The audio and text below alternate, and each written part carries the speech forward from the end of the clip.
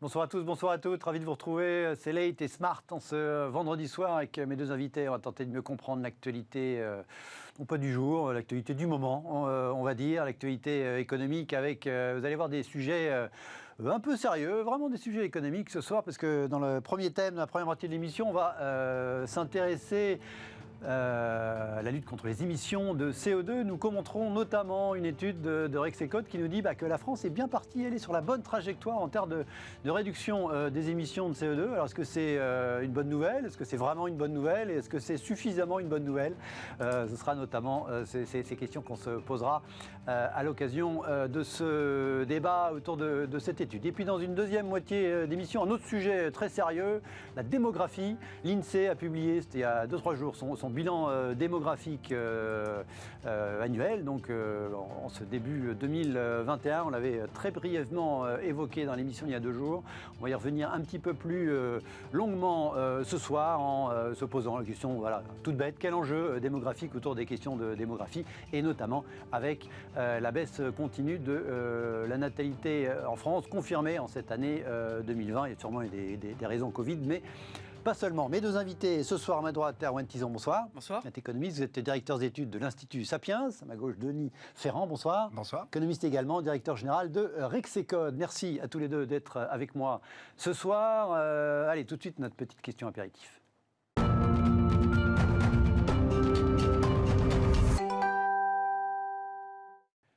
L'apéritif en début d'émission, question, est-ce que le vaccin les rend-il tous fous? Question un petit peu décalée, un petit peu provocante. On va commencer par notre ministre de la Santé, Olivier Véran. Hier soir, 20h de TF1, nous dit-il, a énuméré des chiffres incroyables. Le gouvernement sera en mesure de vacciner 70 millions de personnes d'ici fin août.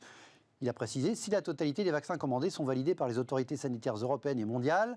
C'était évidemment le petit élément intéressant à écouter en complément, parce que ce même Olivier Véran, le même jour, le matin même, donc hier matin, à l'Assemblée nationale pour justifier l'extension des mesures d'exception, expliquait, même avec la meilleure organisation et tous les approvisionnements, nous ne pourrions avoir vacciné tous les publics fragiles d'ici l'été, raison pour laquelle nous demandons la poursuite des mesures sanitaires jusqu'à l'automne. Donc moins de 15 millions le matin, jusqu'à 70 millions de personnes le soir de la même journée. Olivier Véran, il a compris qu'il avait peut-être fait une boulette. Il s'est expliqué à nouveau sur Twitter aujourd'hui, en début d'après-midi, avec 3 tweets. Ça commence par: notre plan est clair, ce qui veut bien dire que c'est pas clair.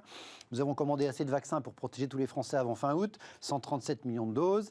Voilà. Si tous les vaccins, il précise bien, commandés sont autorisés par les autorités sanitaires et si les laboratoires respectent leurs engagements. Ça veut dire qu'il intègre les vaccins qui, non seulement, dont on ne sait même pas encore s'ils sont efficaces, qui n'ont pas encore demandé leur homologation, qui n'ont même pas encore fini leur phase 3. Il n'y a pas qu'en France, regardez, même Joe Biden, on ne sait pas pourquoi il critique tous azimuts.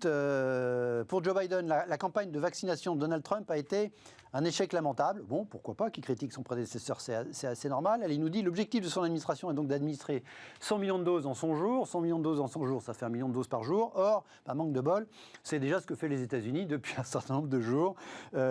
Confrère du Monde à New York se moque un peu. Donc Biden veut faire ce que Trump a réalisé. Ils sont tous un petit peu dingos autour de ces vaccins. On est dans les délires de la communication de crise, selon vous, Erwan Tison, là. Oui, faut qu'il se repose peut-être un peu. Et on peut comprendre qu'il soit fatigué, Olivier Véran. Mais... Oui, on peut comprendre, ça va être intense en ce moment. Mais la question du vaccin était d'abord une question purement technologique. L'année dernière, où on se posait la question quand est-ce qu'on allait arriver justement à faire émerger. Est-ce qu'il y aura des vaccins efficaces? Ouais. On oublie quand même qu'au-delà de l'impatience qui nous amène tous aujourd'hui, et c'est tout à fait normal là-dessus, à se faire vacciner, ça a quand même été une prouesse technologique absolument incroyable d'arriver à pondre un vaccin en moins d'1 an.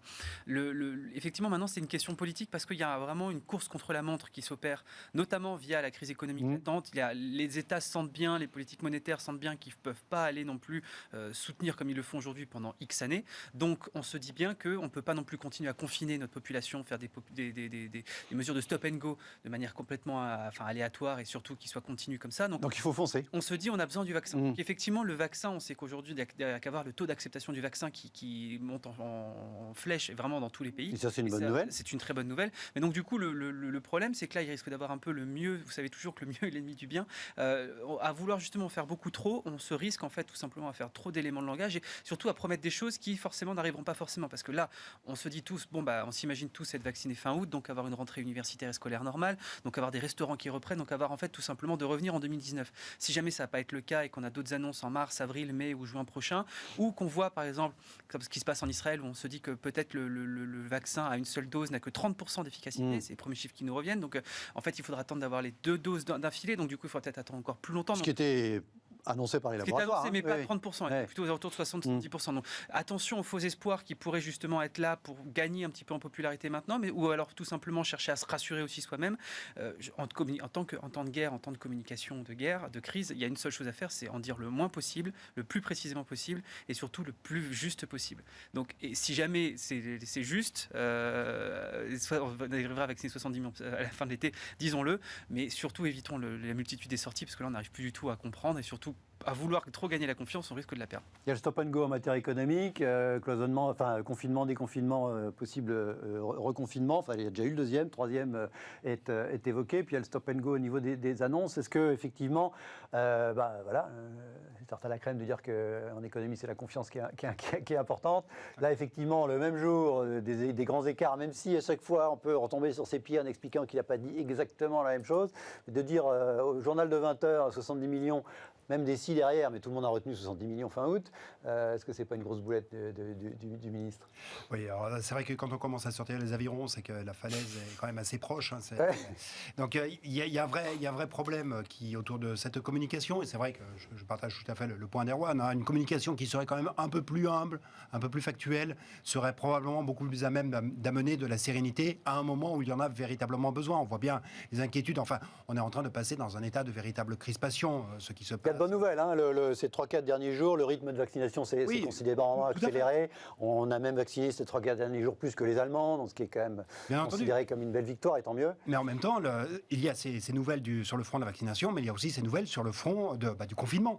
Avec toutes ces anticipations d'un nouveau confinement, il n'y a qu'à voir les inquiétudes. Le message, probablement, c'est pour dire il y a la lumière au bout du tunnel, mais du coup, c'est compliqué aussi à gérer quand même. Voilà, on voit bien aussi que il y a peut-être la lumière, mais elle ne se rapproche pas très vite. Oui, le tunnel est encore long. Et le tunnel est encore long, avec peut-être des séquences où il peut y avoir une interruption d'image, où la lumière peut-être se fermer à nouveau. Et en fait, c'est tout cet ensemble d'incertitudes qui est effectivement totalement délétère pour les choix que peuvent faire les agents. Et c'est vrai que jusqu'à présent, ça tient à peu près. Je trouve que c'est assez spectaculaire du point de vue économique. C'est combien, par exemple, on a eu les indices de climat des affaires qui sont sortis par l'INSEE hier. Il y avait une plutôt bon pour janvier. En janvier, c'était une amélioration. L'enquête de PMI qui est sortie ce vendredi matin était moins bonne. Hein. Mais globalement, les enquêtes tiennent. Quand on regarde les comportements d'investissement des entreprises, qui est quand même le révélateur de la prégnance, de l'importance, de la détermination par l'incertitude, eh bien, l'investissement tient pour l'instant. Donc il y a des bonnes nouvelles, mais à suraccumuler de l'incertitude, on risque quand même de les voir petit à petit s'évanouir. Allez, on va essayer de retenir les bonnes nouvelles quand même, malgré tout, à la fois l'acceptation de la vaccination qui était évoquée, les chiffres de vaccination qui sont quand même en forte hausse, et puis la confiance du climat des affaires qui, pour l'instant, tient bien le coup. Tant mieux. Allez, tout de suite, notre premier gros débat dans l'émission. On va parler émission de CO2.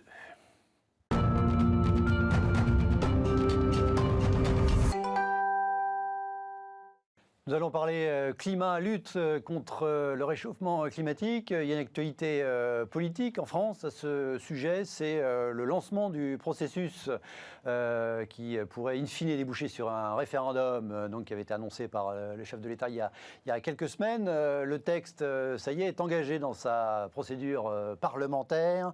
La ministre nous disait à la radio ce matin ou hier matin, je ne sais plus, ministre Barbara Pompili, oui, il y aura un référendum à partir du moment quand même, précision importante, où le texte aura été voté dans les mêmes termes par les deux assemblées. Ça, c'est la Constitution qui veut ça. On sait que c'est pas évident. On sait qu'il y a notamment une bataille, entre guillemets, d'ores et déjà sur, en bon français, le wording, le terme, l'État garantit, sur le verbe garantir, est l'objet de combats qui pourraient être homérique pour arriver à un texte commun entre les deux assemblées. C'est l'occasion, et c'est de façon concomitante, l'Institut Rexecode que vous dirigez, Denis, a sorti une étude qui a été bien commentée, en tout cas sur Twitter, en tout cas par les experts, pas encore par la classe politique. Regardez cette réaction de France Industrie. Les objectifs de la stratégie nationale bas carbone de réduction des émissions de gaz à effet de serre sont donc atteignables. C'est le propos de votre étude, pourvu que les dispositifs de soutien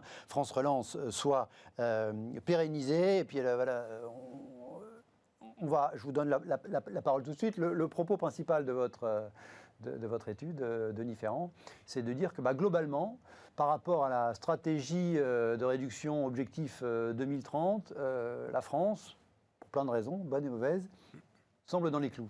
Oui, c'est plutôt une bonne nouvelle, a priori. Exactement. Nous, notre démarche, elle est très, très simple à l'origine, c'était d'essayer d'objectiver la trajectoire sur les émissions de gaz à effet de serre, pas seulement de CO2, mais de l'ensemble des gaz à effet de serre.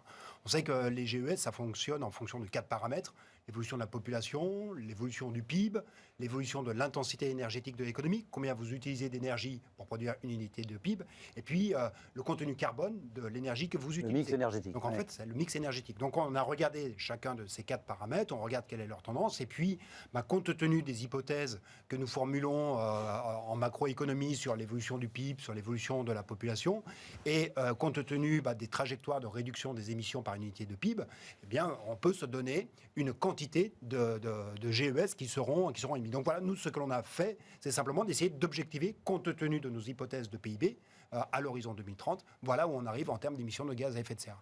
Et aux surprises, on y arrive. On y arrive. Alors, par rapport aux 4 points que vous évoquiez, certains sont des éléments positifs, négatifs. Le premier, c'est que la croissance est en baisse globalement dans les 10 années qui viennent par rapport aux précédentes, et que donc du coup, ça nous conduit mécaniquement à rejeter moins de gaz à effet de serre. Ça, c'est une bonne nouvelle qui est à moitié une bonne nouvelle. Oui, enfin à moitié une bonne nouvelle, parce que ça vous fait cher la tonne économisée par la moindre croissance. En gros, on a estimé l'essentiel de la trajectoire est lié au fait que l'on aura moins de croissance que ce que l'on pouvait anticiper avant le Covid. Parce qu'en fait, ce que l'on a fait, c'est un exercice un peu contrefactuel. On a pris nos hypothèses de croissance telles qu'on les avait avant l'arrivée du Covid, et puis on a regardé nos hypothèses de croissance et donc les émissions associées, maintenant que le Covid est passé par là. Bon, comme pour tout, il y a un effet Covid sur les émissions de gaz à effet de serre. Et en fait, avant le Covid, nous estimions que nous serions arrivés à 356 millions de tonnes de CO2 émis en France en 2030. L'objectif qui est inscrit dans la stratégie nationale bas carbone, c'est 310. Donc on aura fait 356 spontanément, hors Covid, hors plan de relance. Avec le passage du Covid, on n'est plus à 356, mais on tombe à 327 millions de tonnes. Donc vous voyez, vous avez donc le passage de 356 à 327, vous avez 29 millions de tonnes de CO2 qui sont économisées. À peu près 10% du total. Vous avez moins de croissance. Et si on ajoute l'effet du plan de relance, on économise encore 12 millions de tonnes de CO2. Donc 2 tiers de l'amélioration vers la trajectoire vient de la moindre croissance, 1 tiers vient des effets qui sont associés aux dispositifs qui ont été adoptés dans le plan de relance, annoncés dans le plan de relance. Et in fine, on arrive en 2030 à 315 millions de tonnes de CO2 pour un objectif à 310. Donc voilà, on n'est pas exactement sur la cible, mais franchement, on est dans le 9 et pas dans le 10. Selon vous, Erwan, dans quelle mesure c'est une bonne nouvelle, dans quelle mesure c'est une nouvelle inquiétante, puisque l'essentiel vient d'une moindre croissance? Déjà, vous prenez le verre à moitié plein. Ouais. L'étude en elle-même est une très bonne nouvelle, parce que l'écologie, je pense que c'est la matière la plus importante qu'on va avoir à gérer, toutes disciplines confondues dans les années qui viennent. Et l'écologie aujourd'hui, malheureusement, elle est souvent alimentée par des anathèmes et par des formules magiques. C'est pas mal, c'est vraiment excellent le travail qu'a fait avec ces codes dessus, de mettre un peu de rationalité et de montrer un petit peu les dynamiques qu'il peut y avoir, et surtout de montrer les caps et voir où est-ce qu'on est par nos objectifs. Parce que si je me mets à la place de la personne français moyen, sans être péjoratif là-dessus, qui du coup entend les discours de la plupart de notre classe politique, il pense effectivement que tout est foutu et que la France, en fait, c'est un des pays qui pollue le plus au monde. Déjà, c'est pas mal de rappeler que la France est un des pays les plus vertueux au monde en la matière, et c'est pas mal aussi de montrer qu'en fait, on est en train de respecter plupart de nos avantages. Alors, que ça se fasse à cause effectivement d'une pandémie mondiale, quelque part, ça peut rester intuitif de se dire effectivement, quand on reste chez soi, on a quand l'économie est à l'arrêt, on a de toute façon un peu moins d'émissions. Mais moi, je pense qu'il y a plutôt une tendance qui est beaucoup plus structurelle que ça, qui n'est pas uniquement liée au Covid. C'est le fait que les industriels et le marché, si je peux dire dans son ensemble, a pris conscience justement de cet impératif-là. Et quand vous regardez la plupart des efforts qui ont été faits par les principaux pollueurs, je pense notamment aux transporteurs routiers, aux transporteurs aériens et notamment aux motoristes, il y a des efforts considérables qui ont été faits justement pour réduire leur propre empreinte et qui du coup ont commencé à faire des efforts pour justement se dire on est face à une ligne de crête, soit on arrête totalement notre activité parce qu'elle est hyper polluante, soit on réduit au maximum l'empreinte de cette activité pour continuer à la développer parce qu'elle est importante d'un point de vue économique et essentielle d'un point de vue social. Un exemple qu'on cite souvent, c'est les transporteurs aériens. Vous savez qu'en l'espace de 15 ans, on a augmenté de 60% ce qu'on appelle le PKT, donc c'est le nombre de passagers transportés par kilomètre, et les émissions de CO2 associées n'ont augmenté que de 15%. Donc quelque part, on peut dire que chaque passager rejette moins de CO2. Ça coûte beaucoup moins cher de faire transporter plus de monde. Donc quand vous avez cette donnée-là en jeu, vous vous dites soit vous suivez le mouvement du Flyscam né en Suède qui justement vous fait tout pour vous empêcher de prendre l'avion, soit vous dites on met le paquet sur l'innovation, on prend en cause dans notre contrainte, c'est un programme d'optimisation économique tout simple, on a une contrainte justement environnementale et on se doit justement de réduire au maximum cette contrainte-là. Et donc du coup on met le paquet pour faire en sorte de diminuer notre empreinte par des énergies qui sont plus propres, par des moteurs qui sont optimaux dans leur façon de fonctionner et qui rejettent beaucoup moins. Et c'est pour ça que je pense que certains vont attribuer peut-être vous faire le mécanisme de dire on a moins pollué pendant le Covid, donc ce qu'il nous faut c'est une bonne décroissance pour justement arriver à sauver la planète. Je pense qu'en fait, il faut regarder surtout la tendance de long terme. La tendance de long terme, c'est quoi? C'est l'augmentation de l'innovation et du progrès technique. Dans votre étude, Denis, vous constatez, vous reconnaissez que la baisse des émissions de la France est en partie liée à la désindustrialisation relative du territoire. Et en même temps, vous dites, pour que ça continue à aller dans le bon sens, il faut poursuivre France Relance. On avait compris que le plan de relance, c'était aussi pour réindustrialiser le territoire. Alors, est-ce qu'il n'y a pas une contradiction là? Non, il n'y a pas une contradiction, parce que là, quand on regarde les émissions, on regarde les émissions sur le territoire. Oui, après, on ne parle pas encore des émissions importées, on va en parler après. Mais justement, c'est vrai que c'est bien, il y a d'un côté les émissions, il y a d'un autre côté l'empreinte. L'empreinte qui tient aux importations que vous effectuez. Donc la question, c'est de savoir si, en ayant fait cette désindustrialisation, on n'a pas exporté des industries polluantes, et est-ce qu'on, dans ce cas, ce qui doit se c'est plus une question, vous avez la réponse, c'est oui. Oui, c'est parce que, en fait, 92% de l'économie d'émissions de CO2 que l'on a fait dans l'industrie a été de facto importée par l'empreinte carbone. Après, on ne l'a pas fait pour ça. Après, c'est plutôt un constat a posteriori. Voilà. Ce sont des raisons de coût qui ont participé de cette désindustrialisation, bien entendu. Donc, c'est vrai que la question de la réindustrialisation, elle va se poser quant à la capacité déjà à produire sur des technologies qui sont peut-être plus sobres, moins émettrices que cela n'est le cas quand on va faire bien tout un ensemble de flux, parce que c'est pas seulement la production à l'extérieur, mais c'est aussi tous les flux de transport qui sont associés à l'extension des chaînes de valeur. Mais surtout, sur quoi on veut insister, c'est que dans le cas de la France doit faire les efforts, parce que c'est dans le cadre d'une convention qui a été, enfin, c'est dans le cadre d'un accord international qu'il y a cet objectif de réduction à hauteur de 310 millions de tonnes. Le fameux accord de Paris. Ouais. Donc, on a cet engagement et donc il faut le tenir. Mais en réalité, la contribution de la France à la réduction des émissions, ce faisant, ce sera aller 2 pour 1000 de l'effort qu'il faudra faire à l'échelle mondiale. Donc, il faut le faire, ce 2 pour 1000. Mais surtout, là où on peut apporter beaucoup sur la réduction des émissions, c'est en développant des technologies qui peuvent être ensuite exportées, proposées à d'autres acteurs partout dans le monde. Et là, on aura une vraie capacité à diminuer l'empreinte carbone, pas seulement parce qu'on aura réduit nos émissions sur notre territoire, mais aussi parce que les produits que l'on réimportera seront désormais faits dans des conditions probablement un peu plus vertueuses, y compris quand il s'agit de nourrir une demande locale. Alors justement, par rapport à votre étude, là, vous l'évoquez, hein, ce commentaire taquin de mon confrère Jean-Marc Vittori, et si la France en pouvait un, et si l'impact de ces efforts était marginal pour la planète, c'est ce que vous venez effectivement de rappeler. L'objectif pour la France, c'est de passer on était à plus de 400 en 2019, 387 en 2020 selon votre tableau. Donc ça, c'est l'effet de la baisse du PIB, hein, pour l'essentiel lié à la crise économique. Cet objectif de 310 millions de tonnes de CO2 pour 2030. sachant que l'objectif au niveau de la planète, il n'est pas de 3 000, il est de 34 500. Donc effectivement, notre objectif à nous, c'est quand même moins de 1% de la totalité des émissions de CO2. Tout ça pour ça, est-ce que c'est pas totalement dérisoire le sujet des émissions là je suis provocateur, hein. Est-ce que c'est pas totalement dérisoire cet enjeu de baisser nos propres émissions de CO2, sans même parler des importations de CO2, on y reviendra après, par rapport à l'enjeu de la planète. Enfin, je veux dire, nos propres frontières sont totalement je pense que anecdotiques par rapport au sujet qui, par nature, est mondial. Oui, précisément, on est sur un bien public mondial. Mais la régulation, on essaye de la mettre en place avec les accords de Paris. Les accords de Paris, c'est tout le monde doit baisser, quel que soit son point de départ. Hein, ce qui est vertueux d'un point de vue, tout le monde participe, mais ce qui, en termes d'enjeu, est quand même pas très logique. Mais si vous voulez, jusqu'à présent, et pour compléter ce que disait Erwan, ce qui nous semble manquer dans l'analyse de cette question de la réduction des émissions, c'est bien une problématique, une appréhension à l'échelle mondiale, globale, une appréhension des coûts-bénéfices à l'échelle mondiale. En gros, on a essayé de chiffrer ce que voulait dire en termes de coûts par tonne carbone économisée en France, les différents efforts que l'on peut faire. En gros, réduire les émissions de carbone par la moindre croissance, c'est 8 800 € la tonne. Bon. Ça pique quand même sévèrement. Hein. En moyenne, les mesures du plan de relance, elles peuvent générer une économie de l'ordre de 250 € la tonne économisée. Donc là, c'est déjà un rendement qui est plus intéressant. Mais si on parvient à déployer des technologies que l'on aura pu développer dans des pays qui sont des gros consommateurs, des gros émetteurs, eh bien à ce moment-là, on diminue encore le coût de la tonne de carbone économisée. La meilleure des manières de pouvoir atteindre cet objectif de réduction des émissions à l'échelle mondiale, c'est véritablement de jouer sur la capacité à baisser le coût de la réduction des émissions et donc de créer l'incitation à le faire. Parce que dans notre trajectoire, on donne une estimation de ce que seront les émissions en France, mais on l'a fait aussi à l'échelle de l'Union européenne, à l'échelle du monde. Et à l'échelle du monde, il faudrait, on n'y est pas.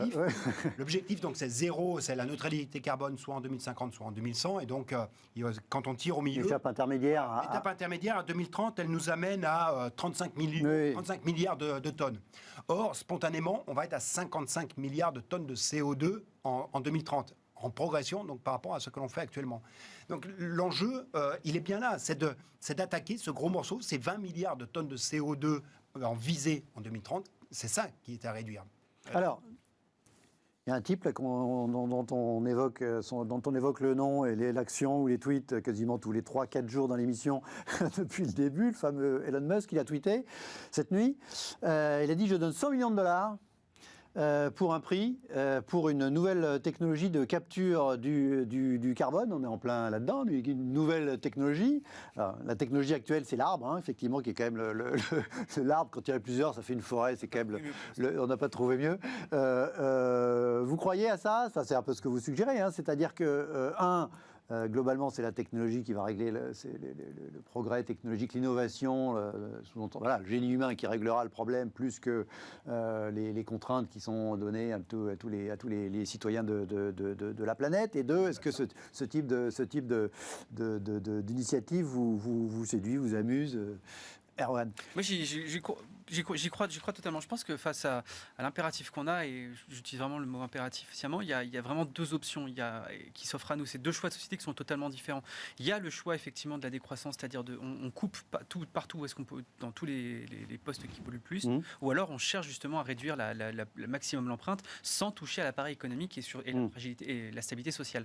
Et je pense que, vous savez, c'est ce genre d'initiatives-là qui nous permettront justement de concilier l'impératif écologique et les nécessités économiques et sociales.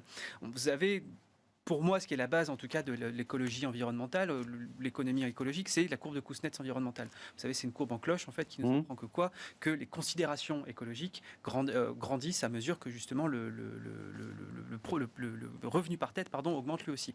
Donc, c'est-à-dire que, en fait, tout simplement, pour faire simple, vous devenez... C'est un truc qui préoccupe les pays riches et pas encore les pays indiens. Hein. Pour faire simple, vous devenez écolo quand vous avez le ventre plein, un boulot et un toit sur la tête. Voilà. Donc, on ne pourra pas, de toute façon, demander à la fois à la moitié du du monde qui justement n'est pas dans le même niveau de développement d'avoir ces considérations-là. C'est beaucoup plus facile d'être écologiste quand on habite en Île-de-France. On peut effectivement trier ses déchets parce qu'on n'a pas d'autre chose à penser. On a le frigo qui est plein. Par contre, c'est plus difficile quand vous êtes dans un bidonville à Calcutta de justement vous dire, bah oui, effectivement, il faudrait peut-être que je réduise mon empreinte. Alors que le pays qui va le plus progresser en termes d'émissions de CO2, c'est l'Inde, globalement sur les 30, 40, 50 prochaines années, en tout cas dans toutes les projections.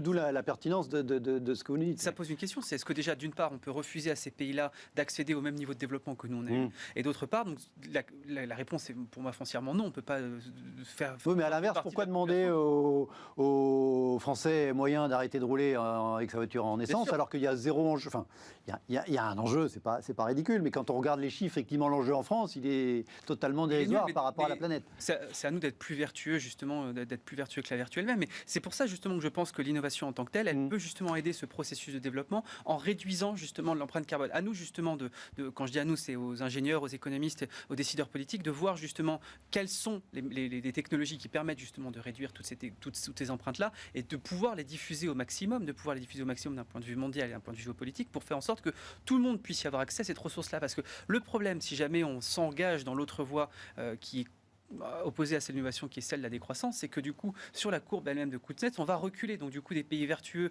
comme la France qui seraient amenés en fait tout simplement à connaître une récession comme on l'a connue cette année, mais de manière multipliée. Du coup, on deviendra moins écolo et on sera moins vertueux. Exactement, on y perdra en conscience et surtout, ça sera la moindre de notre préoccupation. Et donc du coup, c'est là où l'impératif deviendra totalement accessoire. Donc c'est pour ça qu'il faut justement que cette innovation-là, peut paraître un peu télévangéliste de dire l'innovation sauvera le monde, mais c'est la vérité. J'en cite encore un ou deux chiffres. Les NTIC, on les accuse souvent justement de polluer, d'être principaux émetteurs. C'est environ 1,5% des émissions de CO2. On a calculé dernièrement qu'en fait, ça permettait de réduire de 15% les émissions de tous les autres secteurs.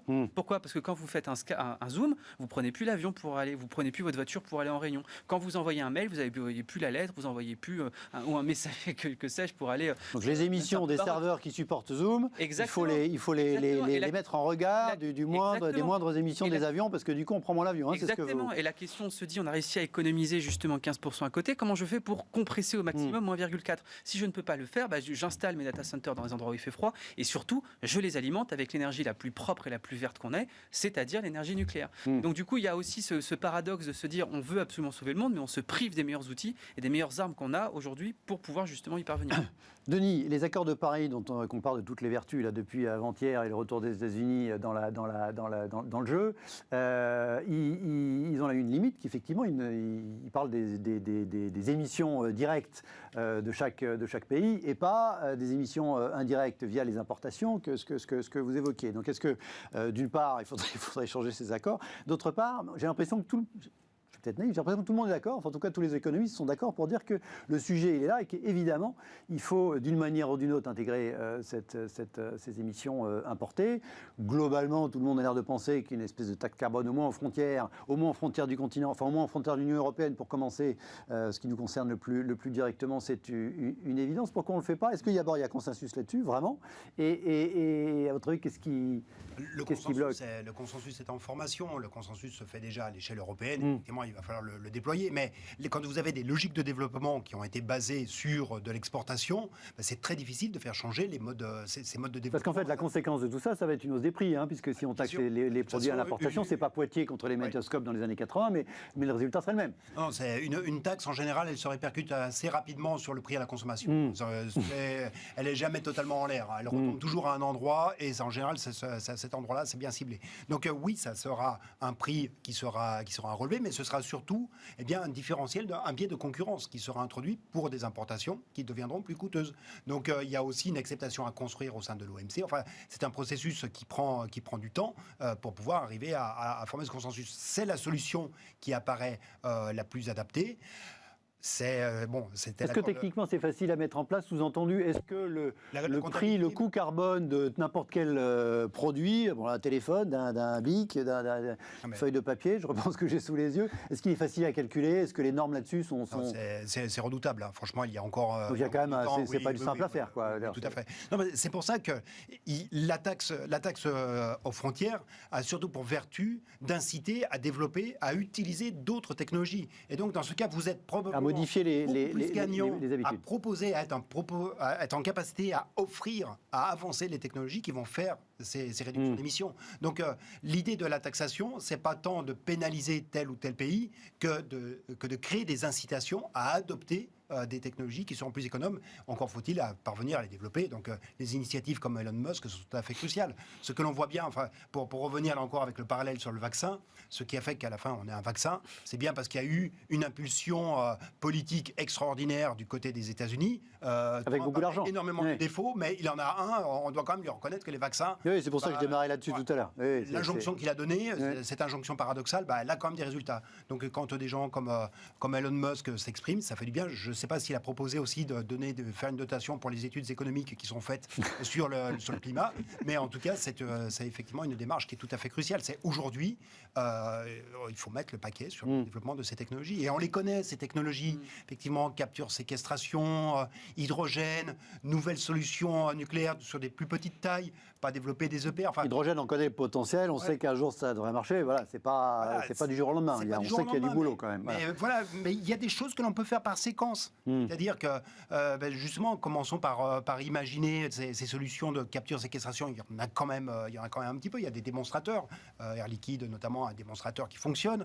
Enfin bon, il y a plein de choses qui sont à avancer. On n'est pas totalement démunis en termes de solutions d'ores et déjà. Et il y a des solutions à développer. Et pourquoi on n'y arrive pas? Qu'est-ce qu'il faut comme impulsion, à part les tweets d'Elon Musk et 100 millions de dollars de promis à celui qui trouve la meilleure technologie nouvelle de capture, de captation du carbone, Erwan? Je pense qu'il y a des technologies qui émergent, en tout cas de la part de beaucoup d'industriels qui, comme je disais avant, ont pris conscience de ça. Je pense que ce qui manque aujourd'hui, c'est le courage politique d'aller là-bas. Je pense qu'en France, il y a une chose qui nous paralyse, c'est le principe de précaution. Le principe de précaution, c'est documenté maintenant, le fait de l'avoir constitutionnalisé. Alors quand c'était en 92 dans la déclaration de Rio, ça restait quand même assez large et c'était quand même pro-science, enfin c'était pro-recherche, c'était vous recherchez juste avant que ça explose, vous débranchez. Là maintenant le principe de précaution nous interdit justement de lancer n'importe quelle recherche, n'importe quel type de programme dans n'importe quel domaine.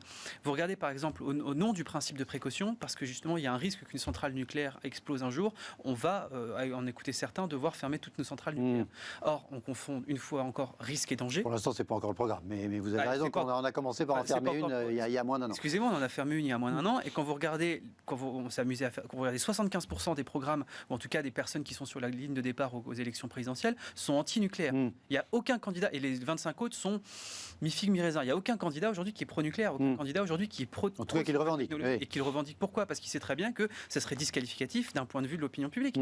Et le problème justement de ce principe de précaution-là, à mon avis, c'est que ça nous a disqualifiés sur beaucoup de processus de recherche, et ça nous a empêché de développer ou de mettre à l'échelle justement beaucoup de nombreuses recherches. On pourrait citer dans l'alimentation notamment tout ce qui concerne les OGM, tout ce qui concerne les mutations génétiques sur la plupart des cultures. On a eu une prix Nobel en France, Emmanuelle Charpentier, qui justement a été décorée là-dessus, qui a reçu son prix Nobel pour des recherches là-dessus. Elle n'a pas le droit de les faire en France. Or, elle nous explique quand même dans ses travaux que si jamais on applique justement les ciseaux CRISPR à l'agriculture, on pourra avoir tout simplement des semences, et on pourra avoir des récoltes qui consomment beaucoup moins d'eau avec beaucoup moins de gâchis. Donc du coup, en fait, vous diminuez l'empreinte carbone de l'écologie. Mais parce que justement, on s'interdit, parce qu'on a peur des conséquences que ça pourrait avoir, parce qu'on confond encore une fois risque et danger, et ben on se prive de ces nouvelles technologies-là, et quelque part, on a peur, c'est un peu le syndrome Prométhéeus.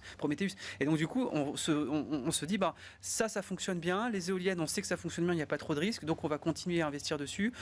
C'est pas grave si jamais c'est intermittent et ça n'a pas la même intensité énergétique qu'une centrale, et ainsi de suite, et ainsi de suite. Et je pense que c'est ça, quelque part, qui nous a empêché, c'est ce goût du risque-là. Il nous faudrait, à mon avis, plus Elon Musk et moins de Barbara Pompili, si je peux me permettre. Et France Stratégie, qui pourtant défend du gouvernement, a fait une étude il y a quelques jours justement sur l'énergie, en expliquant qu'à partir du moment où tous les pays en Europe sont en train de prendre les mêmes directions en termes de mix énergétique, avec des énergies certes renouvelables, mais intermittentes, effectivement, on se dirige droit vers les coupures électriques en hiver, d'ici, peut-être pas cette année, les prochaines, mais de façon plus régulière, plus récurrente. Voilà, c'est pas des affreux, c'est France Stratégie qui dit ça, ça dépend du gouvernement français aujourd'hui. Allez, on va continuer les discussions sérieuses dans la deuxième moitié de l'émission. On va parler démographie, natalité, conséquences économiques. Restez avec nous, on marque une courte pause.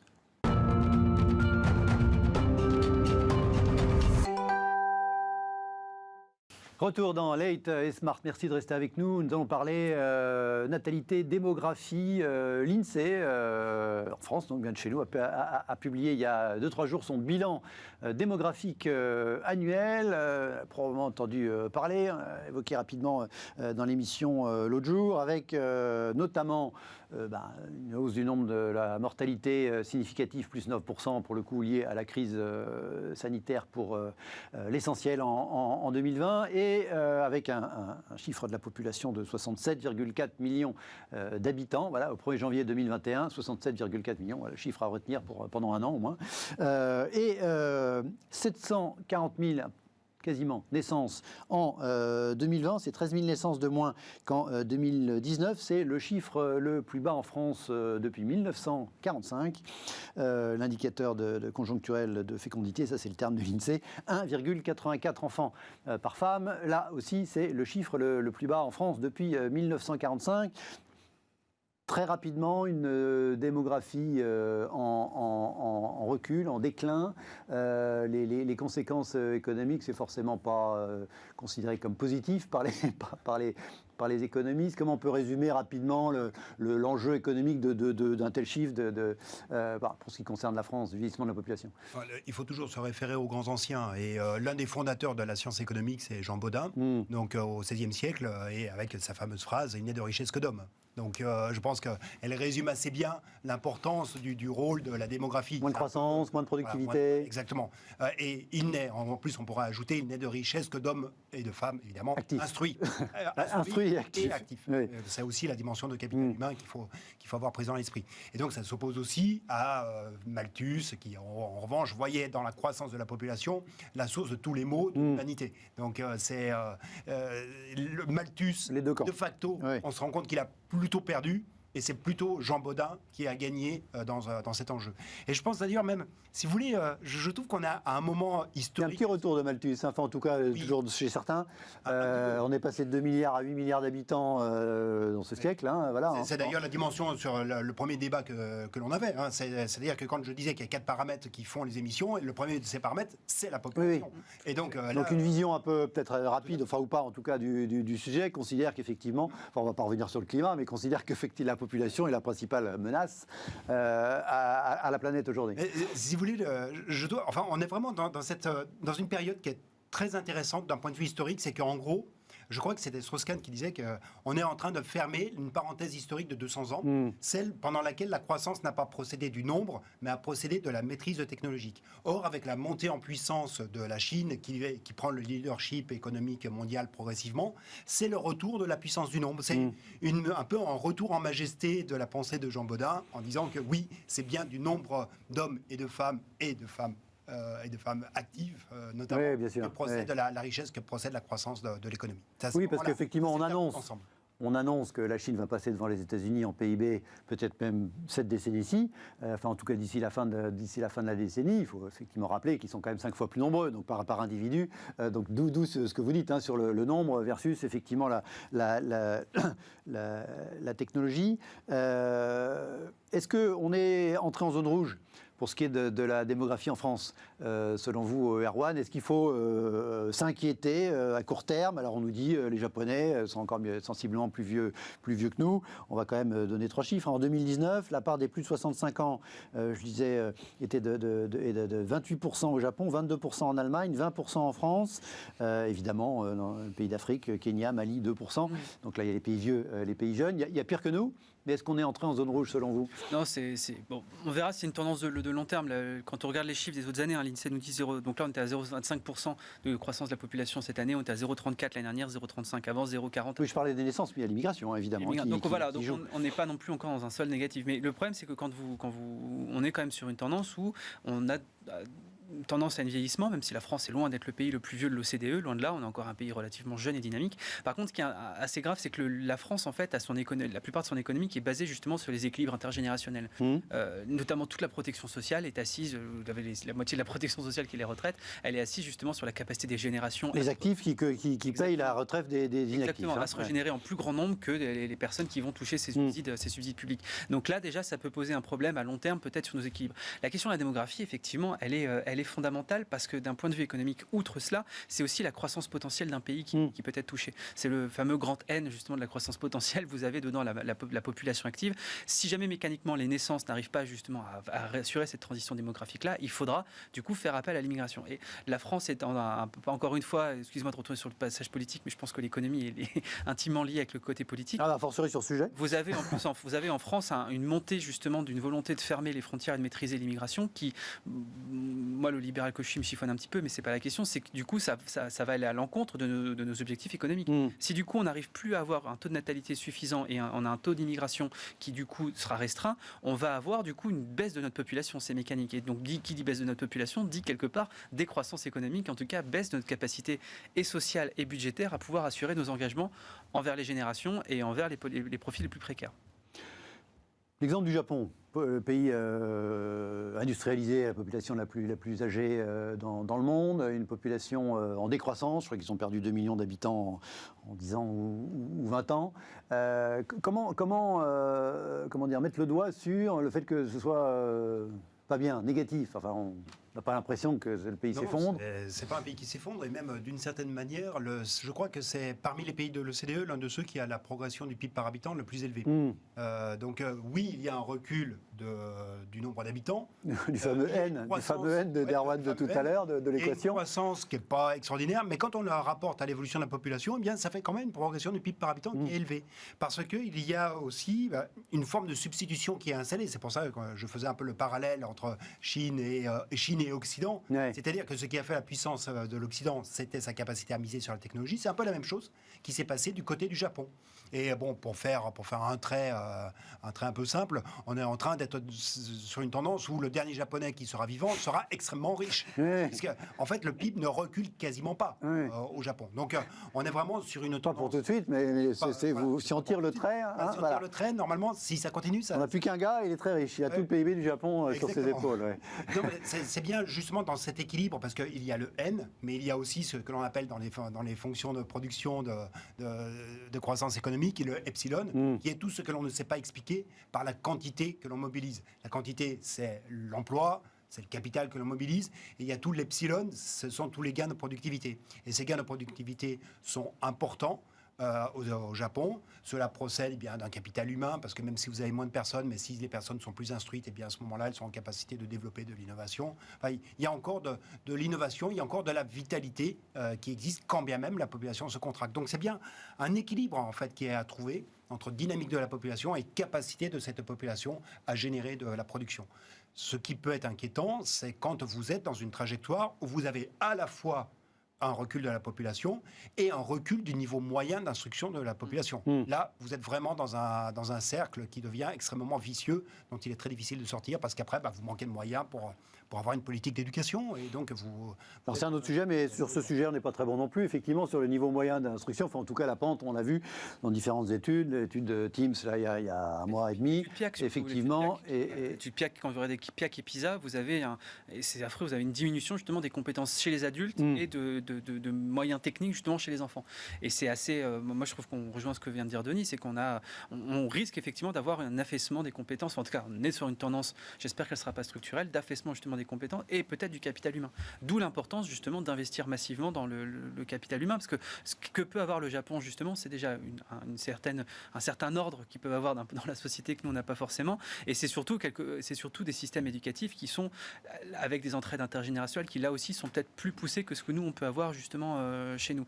Et peut-être qu'ils y arrivent aussi grâce à ça, mais nous, ce côté capital humain, Denis a totalement raison de le soulever, il ne faut pas non plus qu'on perde dessus, et ça doit être, outre la démographie qui fait la une des journaux depuis 3 jours, c'est normal, parce que c'est des choses qui nous touchent tous, mais quand on publie les enquêtes PISA et PIAC, là aussi, elles doivent nous alerter et se dire comment ça se fait que nos adultes en poste et nos jeunes enfants encore en éducation soient autant en train de diminuer justement dans la plupart des échelles mobiles de mesure du capital humain. Et ça, à mon avis, c'est plus préoccupant que la démographie.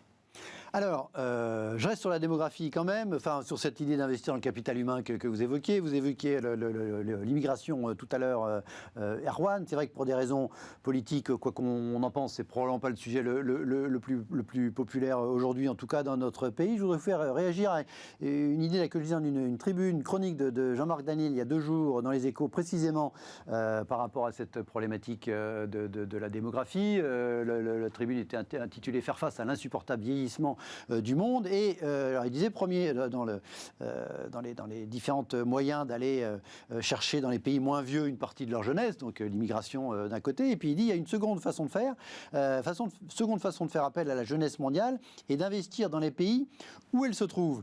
Et donc de bénéficier ensuite, si on investit, par les rendements de cette épargne, effectivement, l'épargne plutôt chez les vieux, dans les pays dits vieux, effectivement, d'investir par des investissements extérieurs, sans faire venir les actifs, mais investir dans ces pays, là où se trouvent ces actifs dans ces pays jeunes.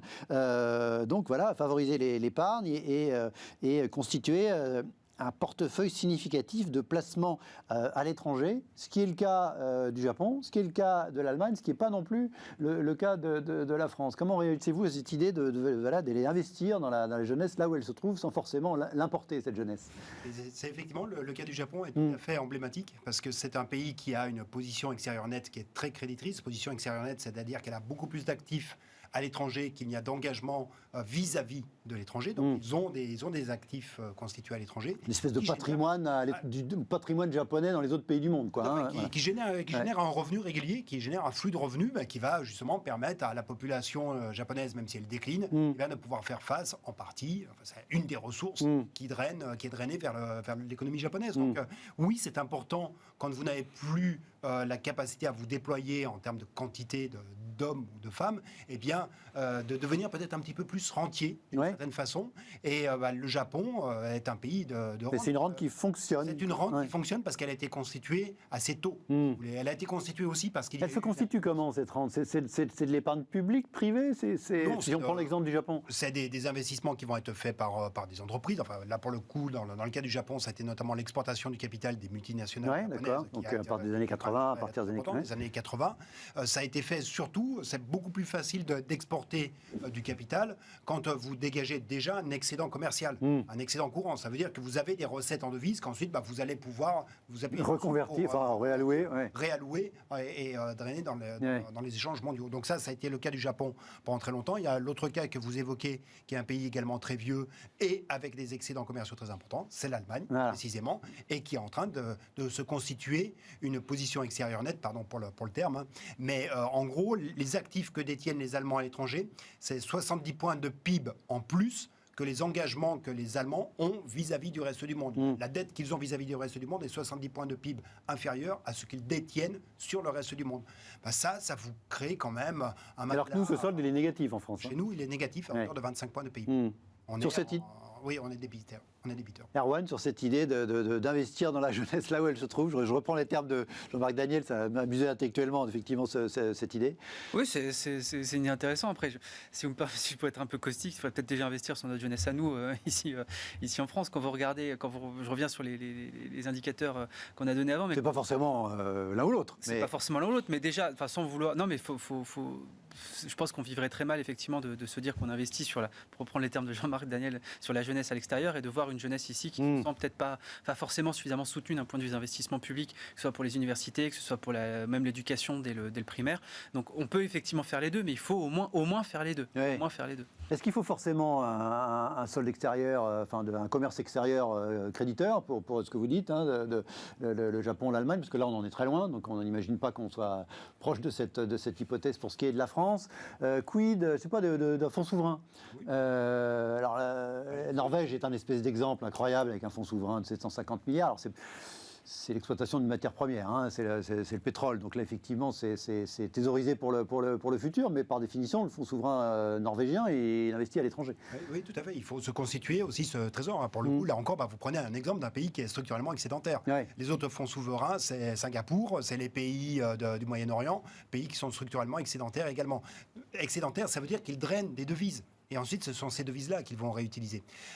En revanche, là où on peut utiliser, on a quand même pas une monnaie qui est une monnaie de singe, qui s'appelle l'euro. Donc, c'est ce qui vous permet d'investir à l'étranger, c'est que vous avez une capacité à faire reconnaître la valeur de la monnaie dans laquelle vous investissez. Et donc, on a de l'euro. Et bien donc, l'euro est plutôt une monnaie internationale, ce que n'est plus, par exemple, la livre sterling, pour prendre un exemple voisin. Eh bien, vous pouvez vous appuyer sur cette force de l'euro et non pas être obligé de vous constituer un excédent commercial qui, dans le cas de la France, relève vraiment de la chimère. Il nous reste une dizaine de minutes, un petit peu moins dans l'émission. Je voudrais qu'on balaye 2-3 actualités pour terminer tout de suite.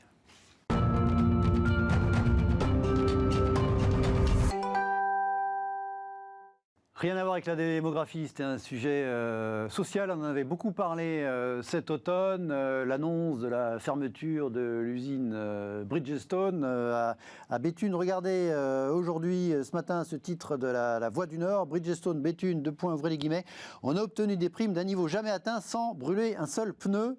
Je crois que dans l'article, c'est l'avocat de l'intersyndicale qui dit ça, c'est pas forcément lui qui directement est censé brûler les pneus, mais l'idée était là.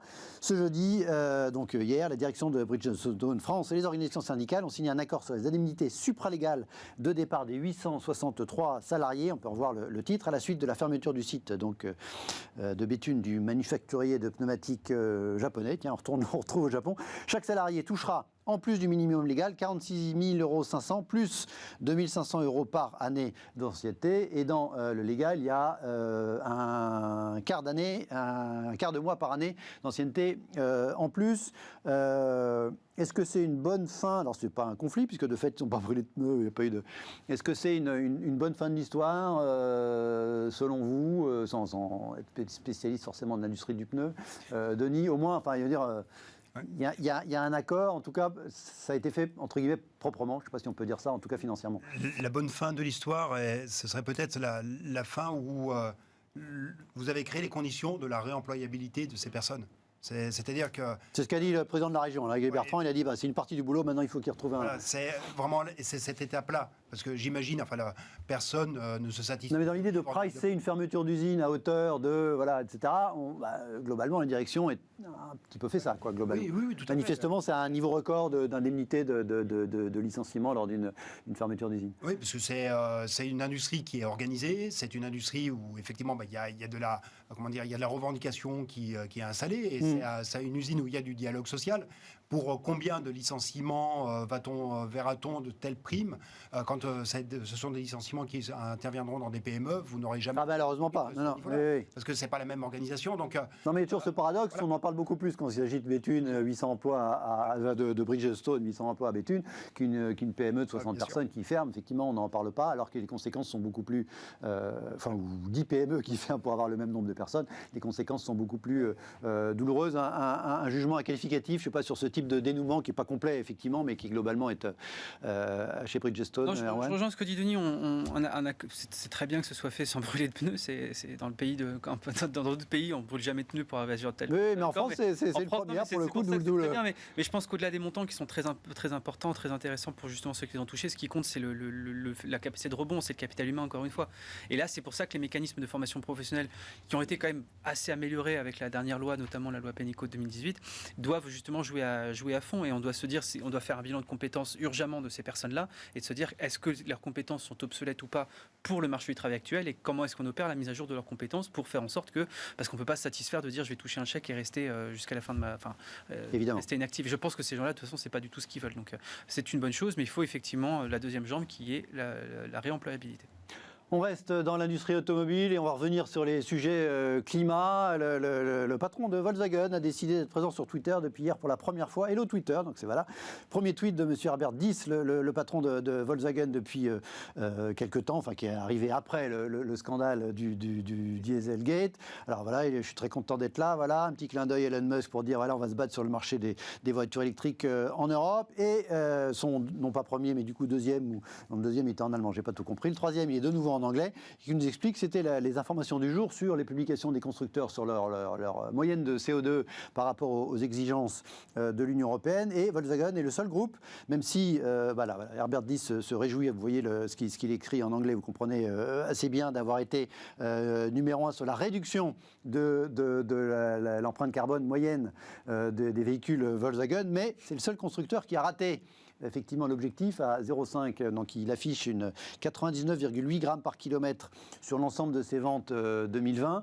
Il est à 0,5 près de ce qui était l'objectif imposé par l'Union européenne. Ça devrait lui coûter à peu près 100 millions d'euros. C'est l'occasion de dire que tous les autres constructeurs ont réussi, parfois avec des manœuvres un petit peu bizarres. Fiat a payé des fortunes à Tesla pour passer. Est-ce que ce système je reviens sur le climat et l'automobile très rapidement, ce système des objectifs imposés par l'Union européenne, globalement, selon vous, a fonctionné? Erwan, de ce qu'on en voit, ils ont tous fait des efforts importants, ça a été volontariste, il y a une action politique très, très forte sur les constructeurs automobiles qui sont des entreprises privées, d'arriver à des niveaux d'émissions moyens en forte baisse. Manifestement, ils y sont tous arrivés ou presque, et à peu de choses près pour celui qui n'y est pas arrivé. Oui, si on revoit la note de Rexecode, c'est que ça fonctionne comme incitation. L'incitation politique, je pense qu'elle est importante, mais je pense que c'est plutôt le pouvoir de marché qui sera le plus important dessus. Il y a un mécanisme dont on n'a pas parlé avant, qui est celui de la triple comptabilité, où vous affichez vous-même dans votre bilan, en fait, tout simplement, votre empreinte carbone. Ce qui marche très bien dans ce genre de produit-là, c'est la labellisation. Quand vous labellisez, le consommateur, on voit qu'il y a quand même une élasticité assez importante pour ce genre de produit-là. Donc, l'injonction politique, effectivement, peut venir combler l'injonction du marché. Le marché, de toute façon, les consommateurs ont une envie, une appétence pour les produits les plus vertueux. Donc du coup, si derrière vous doublez ça d'une injonction politique qui, encore une fois, il faut qu'elle soit réaliste, il faut qu'elle soit raisonnable et réaliste et faisable. Il ne faut pas non plus qu'elle soit totalement délirante, auquel cas vous cassez des filières et des engins industriels. Mais je pense qu'effectivement, oui, ça peut le côté politique et le côté consommateur peuvent aller de pair, oui. En Angleterre, Boris Johnson allait plus loin. Il a dit qu'en 2030, plus une voiture thermique ne sera vendue aux États-Unis. Carlos Tavares a dit oulala, si c'est ça. Il y a Vauxhall dans la filiale d'Opel, filiale du nouveau groupe Stellantis. Bref, voilà, les espèces de contraintes fortes posées par les politiques sur des constructeurs, selon vous, ça permet de faire en sorte que les choses aillent mieux? Ce qui manque peut-être, c'est le quatrième tweet, où il aurait parlé de l'évolution du prix moyen des véhicules qu'il a vendus, parce que c'est quelque chose que l'on occulte souvent, c'est-à-dire qu'il y a les triples objectifs, mais le premier, c'est aussi de vendre un véhicule à un prix qui est abordable. Et on sait que les véhicules non électriques sont plus chers. Voilà, les véhicules non électriques sont plus chers. Le premier pays qui est passé à 50% des immatriculations sur des véhicules électriques, c'est la Norvège, qui est un des pays où le niveau de PIB par habitant est le plus élevé au monde. Bon, ils sont à 50% de véhicules électriques, très bien, mais quel est le coût moyen? Ils continuent à extraire du pétrole et à le vendre dans le monde entier. Oui. C'est leur force, globalement, c'est tous les 750 milliards de tout à l'heure.